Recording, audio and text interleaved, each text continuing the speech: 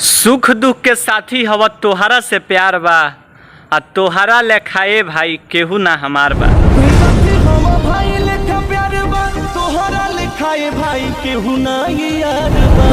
वाह का गीत के लिखले बड़े हमार भाई, बहुत ही अच्छा गीत लिखले बड़े, बहुत ही गीत लाजवाब बा। एकरा आगे के रउआ सब एक बार टेलर देखी जा।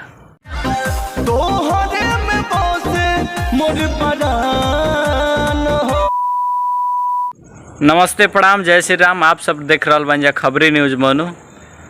तो बहुत ही लाजवाब गीत अजीत सिंह गोलू भाई के आइल बा, जौना एल्बम के नाम बा दोस्ती। संगीत दिए हैं सुमित मिश्रा और गीत लिखे हैं अभिषेक बबुआ। और मंगलम स्टूडियो 82 से ये गाना रिकॉर्ड हुआ है और स्पेस इंडिया भोजपुरी पे गाना लॉन्च हुआ है। तो आप सभी दर्शकों से मेरा निवेदन है कि भाई के गीत को सुनिए और ढेर सारा प्यार आशीर्वाद दीजिए। और इनके गीत का नाम है दोस्ती। और देखिए ये गीत बहुत ही लाजवाब तरीके से शूट किया गया है और दोस्ती के ऊपर बहुत ही लाजवाब गीत लाए हैं, लाजवाब और अच्छा गीत लाए हैं। और दोस्त दोस्त ही होता है और दोस्त के लिए एक गीत लाए हैं। गीत में देखिए क्या बोल रहे हैं। A few moments later. बचपन के यारी हवे आ जीवन भर रही, आ टूटी तो जाई हमार जान हो, हमार जान हो। बहुत ही लाजवाब गीत बा और लाजवाब तरीका से शूट कल गई बा।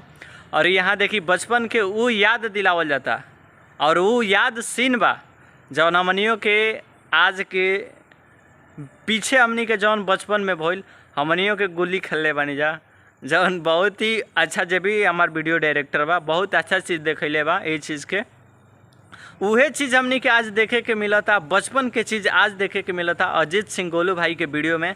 तो आप सबसे रिक्वेस्ट बा कि अजीत सिंह गोलू भाई के दोस्ती गाना के ढेर सारा प्यार दी जा और गीत के सुनी जा और वीडियो में बना रही जा। जौन भाई बचपन में गोली खेलत रहे लो दोस्त मित्र यार, आज जो भाई लो बड़ होके एक साथ कैसे झूम रहल बालो, कैसे मस्ती कर रहल बालो, आप सब वीडियो में एकदम बना रही जा और शुरू से लेके लास्ट तक वीडियो देखी जा और भाई के ढेर सारा प्यार आशीर्वाद दी जा, ताकि भाई कुछ नया आप सबके बीच में लाओस।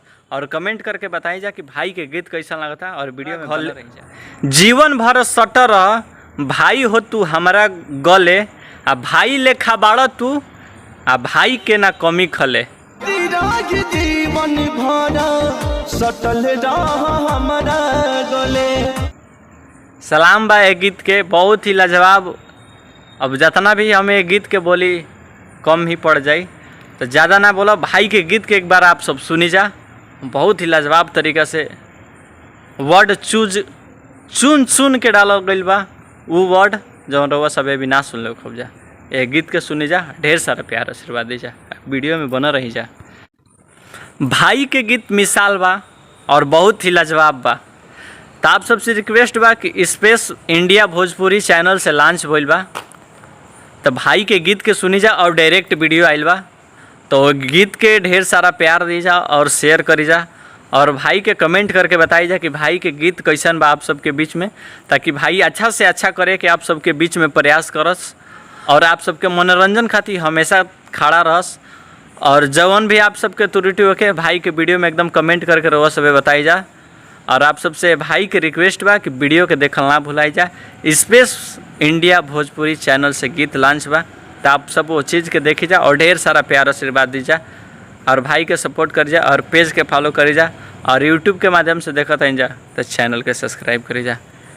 जय भोजपुरिया जान, जय श्री राम, हर हर महादेव।